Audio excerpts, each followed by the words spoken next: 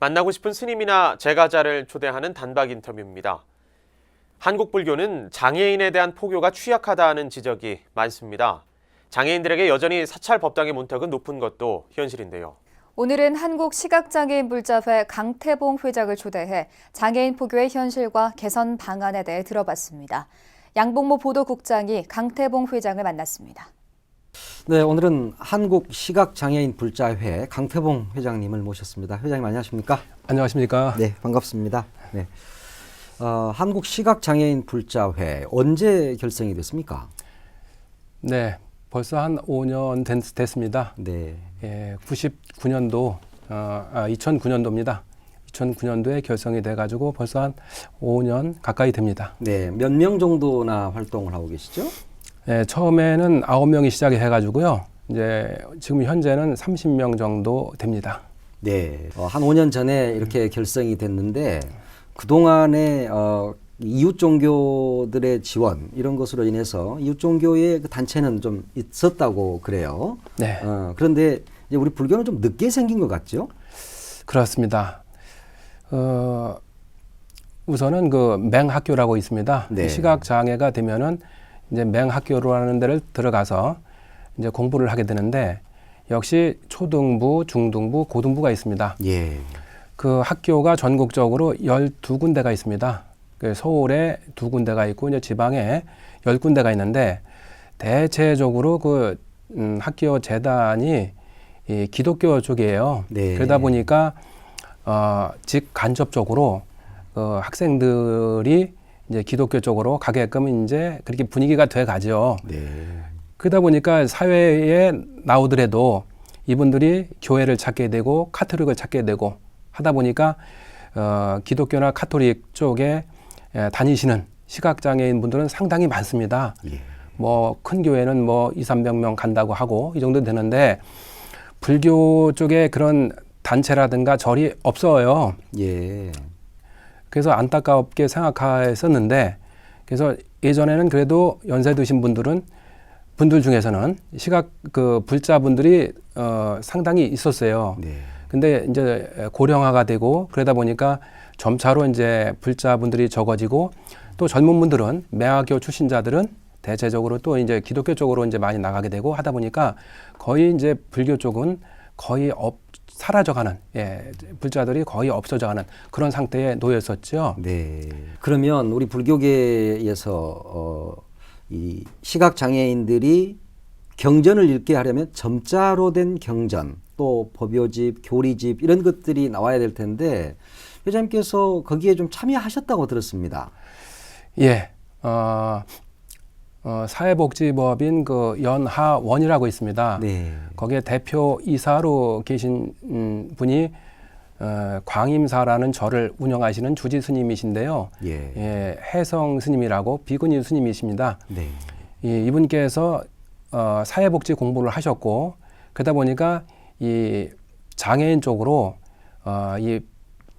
포교를 하시게 됐어요. 예.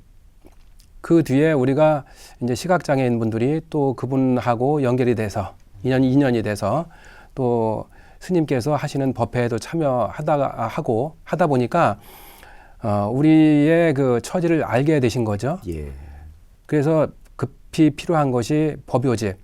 법회 볼 때 이 참불가라든가 또 반야심경 또 뭐 천수경 이런 걸 이제 하게 되는데 그런 것이 없으니까 점자로 된 것이 없으니까 그냥 뭐 다른 분들은 열심히 반야심경 외우고 참불가 부르고 하는데 그 옆에서 그냥 우두커니 있고 말이죠. 예. 이런 거를 아예 안타깝게 생각하셔서 법요집을 이분이 만드셨어요. 예. 그리고 또 교리집도 만드셨고 그러다 보니까 스님의 노력으로 또 이제 후원자분이 이렇게 좀 도우시는 게 있으셨어요. 네. 그렇게 해서 법화경을 이번에 만드셨죠. 예. 그런데 불교는 어떻게 해서 접하게 됐어요?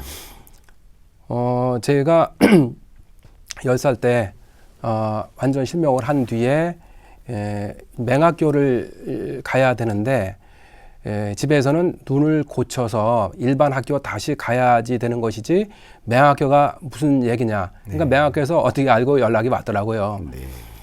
근데 맹학교를 가지 않고 눈 고치는데 이제 시간을 투자를 한 겁니다. 예. 4년 동안이라는 거를 이제 시간을 보냈는데 그 뒤에 아버님이 돌아가셨어요. 네.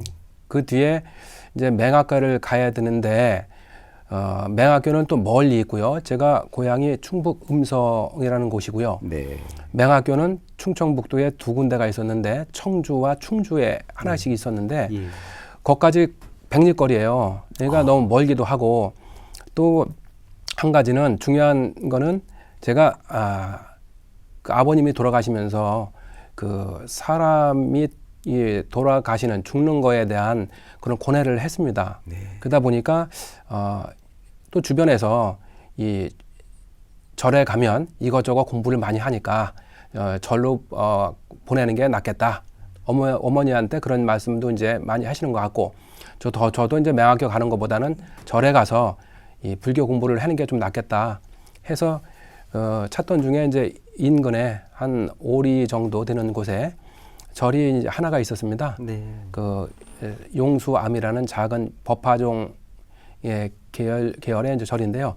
거기 가서 이제 먹고 자면서 한 3년을 있었어요. 네. 그러면서 주로 이제 천수경 외우고 뭐 이런 불교 공부도 하면서 또 역학 공부도 같이 하면서 네. 거기서 이제 지냈었죠. 그게 인연이 이제 된 겁니다. 네. 네. 네.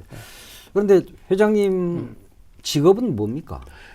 네, 지금 시각장애인 복지관에서 사회복지사로 이제 활동하고 있습니다. 예, 예. 시각장애인이신데 또 시각장애인들을 위해서 일을 하고 계시네요. 예, 참 좋은 일 하십니다. 회장님 앞으로 좀 하시고 싶은 일도 많이 있을 것 같습니다. 네, 참 처음에 우리 한국 시각장애인 불자회를 만들 때 다 같은 생각이었습니다.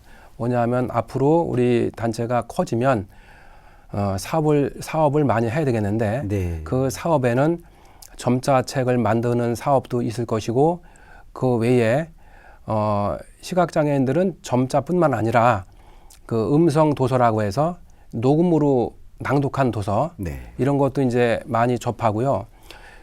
그래서 앞으로는 이 점자책도 당연히 만들어야 되겠지만 그 외에 인터넷 도서관 시각장애인 분들도 컴퓨터를 잘 합니다. 네. 저도 잘해요. 아, 그렇습니까? 네. 예. 그래서 컴퓨터로 이제 인터넷 접속해서 그 음성 도서도 듣고 이런 거를 그러니까 소리 도서관을 불교 우리 단체에서 한번 만들어 보자 네. 이런 계획도 있고요.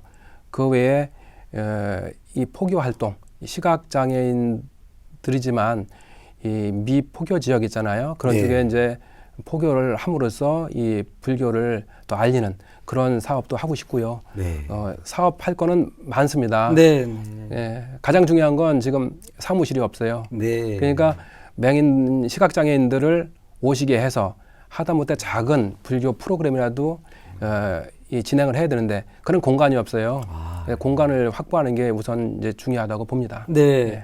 우리 불교계에서 또 어떤 분이 또 마음을 내서 네. 그런 공간도 좀 해주시고 아유, 이러면 예. 정말 좋을 것 같습니다. 네, 그렇습니다. 예. 그리고 이제 그 시각장애인이면서 우리 불자인 경우 이 아직 가입을 안 하신 분들 네네. 아무래도 회원이 좀 많아지면 함께 이렇게 격려하고 지내기가 좋을 거 아닙니까? 그렇습니다. 네. 어떻게 하면 가입할 수 있겠습니까? 네, 이제 한국 시각장애인 불자회에 이제 제가 근무하는 데가 서울 성북구 동선동에 있는 성북 시각장애인 복지관입니다. 네. 예, 그쪽으로 연락해 주셔도 되고요. 네. 또는 우리가 매달 법회를 보는 아까 말씀드렸던 혜성 스님이 계신 그 사회복지 연화원 쪽으로 하셔도 되고 네. 광림사 쪽으로 하셔도 됩니다. 네, 네, 네. 많은 분들이 좀 연락도 하셔서 함께 네. 했으면 좋겠고요. 또 이 우리 불교계에서 사무실도 하나 좀 번듯하게 만들어 네, 주시면 좋겠네요. 예. 예, 회장님 오늘 말씀 고맙습니다. 네, 감사합니다. 국방부가 천태종의 군종장교 진출에 제동을 걸어 논란이 되고 있습니다. 감사원이 천태종 군승장교의 군내 진입을 허용해야 한다고 지적했음에도 국방부가 이를 받아들이지 않은 건데요. 불교 군종장교는 군대 안에서 사병들의 심리적인 안정이나 정서 순화를 위해서 노력을 기울여 왔는데요. 해마다 지원자가 감소하는 추세인데 이번 일로 군종장교의 사기가 꺾이진 않을지 우려됩니다. 네, 12월 12일 금요일 TBS 뉴스 마칩니다. 시청해주신 여러분 고맙습니다.